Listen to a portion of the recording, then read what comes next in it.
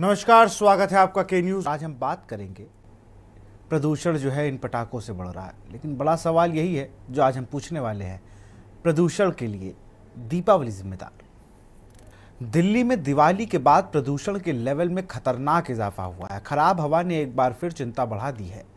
CPCB के आंकड़ों के अनुसार दिल्ली में 24 घंटे का औसत प्रदूषण भी बढ़कर 359 पर पहुंच गया है। दिल्ली का मौसम धुंधला सा हो गया है। दिल्ली का कई जगहों पर PM 2.5 का स्तर तय सीमा से कई गुना ज़्यादा हो गया। दिवाली की शाम दिल्ली के पर्यावरण मंत्री गोपाल राय ने ऐलान किया था कि राजधानी में पटाखों पर प्रतिबंधित लागू करने के लिए 377 टीमें बनाई गई हैं। उन्होंने कहा था कि अधिकारी जागरूकता फैलाने के लिए resident welfare association, market association और सामाजिक संगठनों से बात कर रहे हैं।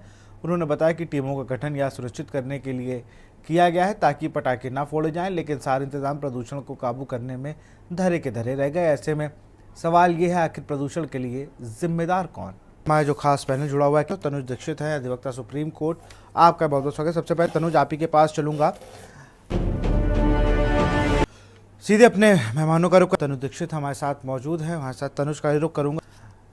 सुप्रीम कोर्ट गाइडलाइन बनाता है, वही सवाल मेरा फिर से है जो ब्रेक से पहले था, लेकिन जो मूल बात है कहीं ना कहीं हम खो जा रहे हैं। कोई अपनी जिम्मेदारी नहीं समझ रहा है, और ये सिर्फ पोल्यूशन, सिर्फ ये AQI देख रहे हैं तो लग रहा है, लेकिन अगर बात हम करें यमुना की, रोड पर भी कूड़ा अगर पड़ा है तो उसके लिए भी कोई जिम्मेदारी नहीं ले रहा है। मैं देश के सबसे स्वच्छ शहर से बिलोंग करता हूं, इंदौर, जो कि मध्य प्रदेश में है। और मुझे लगता है कि किसी भी शहर को स्वच्छ बनाने के लिए एक सबसे बड़ा योगदान नागरिकों का भी बहुत आवश्यक रूप से होता है। तो जिस तरीके से इंदौर की जो जनता है वो अपने योगदान को नगर निगम के साथ में, नगर पालिका, महानगर पालिका के साथ में जिस तरीके से नियमित रूप से योगदान देती है, और वही एक चीज है कि जब तक जनता अवेयर नहीं होगी, कोई भी शहर स्वच्छ की श्रेणी में आना बड़ा मुश्किल जाएगा। और निश्चित रूप से एयर पॉल्यूशन जो है वो सिर्फ एयर की, डायरेक्टली एयर में कुछ भी चीज तो होती नहीं है। टोटल एनवायरमेंट पॉल्यूशन, चाहे वो वाटर पॉल्यूशन हो, चाहे वो नॉइस पॉल्यूशन हो, सभी तरीके की पॉल्यूशन का एक मिला जुला मिश्रण जो है एयर पॉल्यूशन में देखने को मिलता है। जब सुप्रीम कोर्ट इस मामले में जब सुनवाई करता है दिल्ली सरकार की याचिका के ऊपर, और हरियाणा पंजाब को पराली जलाने के लिए मना करता है, तब जाकर के मामला सब ध्यान में आ रहा है। लेकिन ऐसा नहीं है। मैं आपको ले जाता हूं सन 2008, जब शीला दीक्षित जी मुख्यमंत्री थी दिल्ली सरकार की, उस समय से लगा करके सन 2015 में एक रिपोर्ट आई थी जिसमें बताया गया था कि हर साल 10,000 से 30,000 लोग फेफड़ों की बीमारी, क्योंकि प्रदूषण से फेफड़ों की बीमारियां होती है, उससे उनकी मौत हो रही है।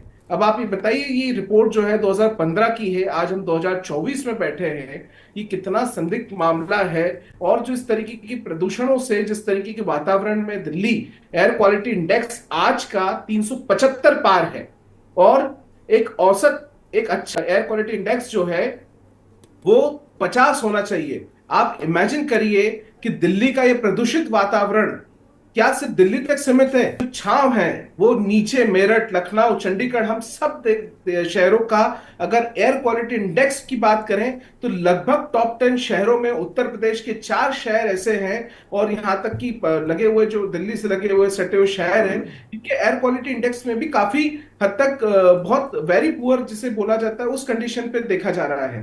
तो ये बहुत ही चिंतनीय विषय है। मुझे लगता है कि सरकार अपना काम करे, और साथ में जो नागरिक हैं वो भी जो बेहतर योगदान प्रदूषण फ्री वातावरण बनाने के लिए कर सकते हैं, उसकी तरफ अग्रसर हो। पार्टी के लेवल पर बयानबाजी, सरकारों के पे आरोप प्रत्यारोप, इस तरीके से पॉलिटिकल एक्टिविटीज से क्या वो पेशेंट जो ICU में सरवाइव करता है फेफड़ों की प्रॉब्लम से, वो ठीक होगा क्या? मुझे लगता है उन सब के लिए लोगों को, सरकार को, नागरिकों को, तमाम प्रशासन को एक साथ एकजुट होकर के कोई कार्रवाई और उसके साथ में एक साथ देना होगा, तब जाकर के इस तरीके से कोई एक दिशा और दशा दोनों तय होगी। जी, सही बात की तनुज जी, और हमसे जुड़ने के लिए बहुत बहुत शुक्रिया आपका। चूंकि आपकी व्यस्तता बहुत थी, आपने इतना टाइम दिया, बहुत बहुत शुक्रिया।